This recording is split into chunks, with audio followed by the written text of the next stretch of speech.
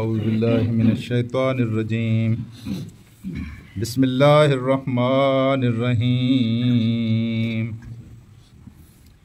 وَلَقَدْ صَرَّفْنَا فِي هَذَا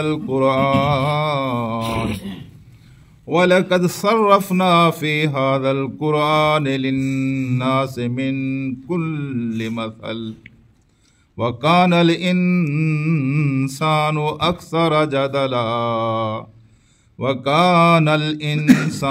أَكْثَرَ شَيْءٍ جَدَلًا صدق اللہ العلی العظیم۔ رفقائے گرامی، اللہ تبارک و تعالیٰ نے اس سورہ میں اس سے پہلے بھی کئی مثالیں بیان فرمائی ہیں۔ ایک مثال اس آدمی کی بیان کی ہے جس کو اللہ تبارک و تعالیٰ نے دوسروں سے ہٹ کر باغ عطا کیا تھا، اور یہ مثال ان لوگوں کی مثال تھی جن کو اللہ تعالیٰ دوسروں سے زیادہ عطا کرتا ہے لیکن وہ خدا کا شکر ادا نہیں کرتے۔ اس کے ساتھ ہی دوسری مثال اس آدمی کی تھی جس کو اللہ تعالیٰ نے اس باغ والے سے کم دیا تھا، لیکن کم ہونے کے باوجود اللہ پاک نے اس کو ایمان عطا کیا تھا، اور زیادہ جس کے پاس تھا اس کو وہ سمجھاتا رہا، چہ جائے کہ حسد کرتا یا اپنی اس ویڈیو پر وہ نشہ ہوتا۔ تو اس قرآن میں بھی اللہ تبارک و تعالیٰ نے جا بجا مثالیں بیان فرمائی ہیں۔ کہیں مکھی کی مثال دیتا ہے، کہیں مچھر کی مثال دیتا ہے، کہیں گدھے کی مثال دیتا ہے، اور ان مثالوں کو سن کر کچھ لوگوں کا ایمان بڑھ جاتا ہے اور کچھ لوگ مزید گمراہ ہو جاتے ہیں۔ یضل بہ کثیرا ویہدی بہ کثیرا، اکثر لوگ اس سے گمراہ ہو جاتے ہیں اور اکثر لوگ اس سے ہدایت پاتے ہیں۔ جب مکھی اور مچھر کی مثال دی گئی تھی تو لوگوں نے کہا تھا کہ یہ کیسا خدا ہے، اتنا بڑا خدا تم کہتے ہو، اس زمین کا خدا ہے، آسمان کا خدا ہے، زمین و آسمان میں بسنے والی ساری مخلوق کا خدا ہے، دیکھو مثالیں کیسی دی ہیں، مکھی کی مثال دی ہے اور مچھر کی مثال دی ہے۔ انہوں نے یہ اعتراض کیا تھا۔ بھئی اللہ تبارک و تعالیٰ تو بات کو سمجھانے کے لیے آپ کو اس طرح کی مثالیں دیتا ہے، اور اپنے شان کے مطابق وہ چیزوں کو ظاہر کرے تو پھر انسان کو پتہ لگ جائے۔ ہمارے ایک دوست ہوا کرتے تھے، اللہ تعالیٰ ان کی مغفرت کرے، پہلے بھی میں نے آپ کو یہ واقعہ سنایا ہوگا۔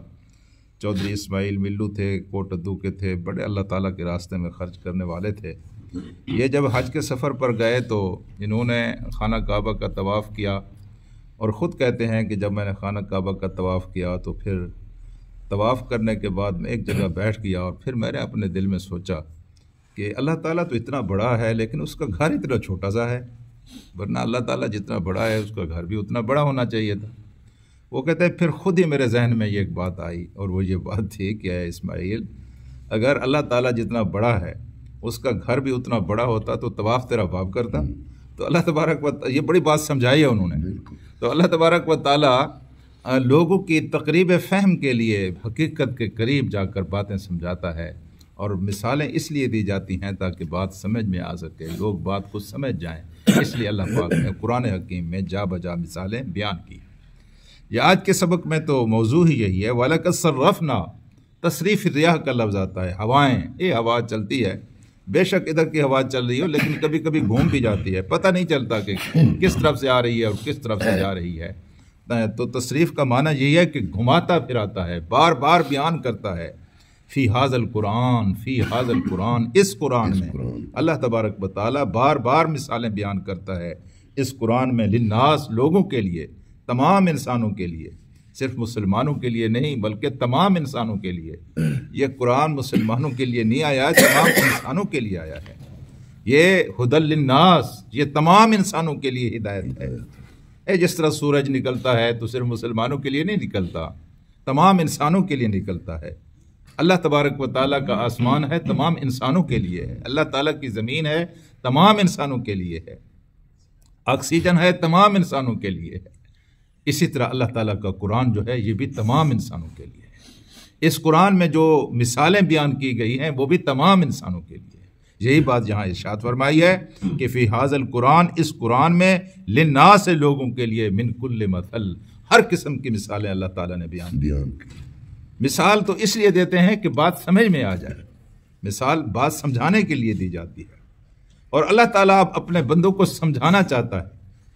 بالکل اسی طرح جس طرح آپ کا بچہ بگڑ گیا ہو، اور اس کے بگڑنے کی وجہ سے، اس کی نافرمانی کی وجہ سے، اس کی گستاخی کی وجہ سے، اس کے کسی کام کے گندے کام کرنے کی وجہ سے رات کو آپ کو نیند نہیں آتی، آپ اس کو سمجھانے کی کوشش کرتے ہیں، مثالیں دیتے ہیں، بیٹے اس طرح نہ کرو، اس طرح کرو گے تباہ ہو جاؤ گے، برباد ہو جاؤ گے۔ جس طرح ایک باپ کا درد ہوتا ہے، ایک مخلص کا درد ہوتا ہے، اس سے بھی کہیں بڑھ کر اللہ تبارک و تعالیٰ کو آپ کا خیال ہے۔ اللہ نے قرآن بھیجا، اللہ تعالیٰ نے قرآن کے اندر مثالیں بیان کی، اللہ نے اپنے نبی بھیجے تاکہ انسان سمجھ جائیں، یہ نادان انسان اپنا نقصان نہ کر بیٹھیں۔ باپ کس لیے تڑپتا ہے؟ نقصان تو بیٹے کو پہنچنا ہوتا ہے، لیکن اس کو پتہ ہے کہ اس کو تکلیف پہنچی تو مجھے بھی تکلیف پہنچے گی۔ اللہ تعالیٰ کو اس بھی پہنچتی ہے کہ اس کے بندے جنت سے محروم ہو جائیں اور جہنم میں چلے جائیں۔ اللہ تعالیٰ آپ کو بچانا چاہتا ہے، اس لیے وہ بیان کرتا ہے ہر قسم کی مثل۔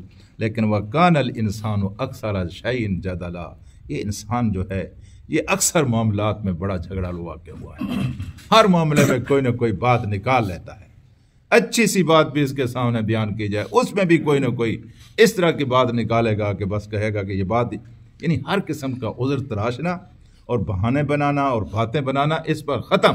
اکثر چیزوں میں حضرت عبداللہ ابن عباس نے فرمایا ہے کہ جس قوم کے اندر جھگڑے زیادہ شروع ہو جائیں، تنازعات زیادہ شروع ہو جائیں، کھینچا تانی زیادہ شروع ہو جائے، یوں سمجھیں کہ اس قوم کو تباہی کے لیے دشمنوں کی بھی ضرورت نہیں ہے، وہ اپنا سر خود ہی لے جاتی ہے۔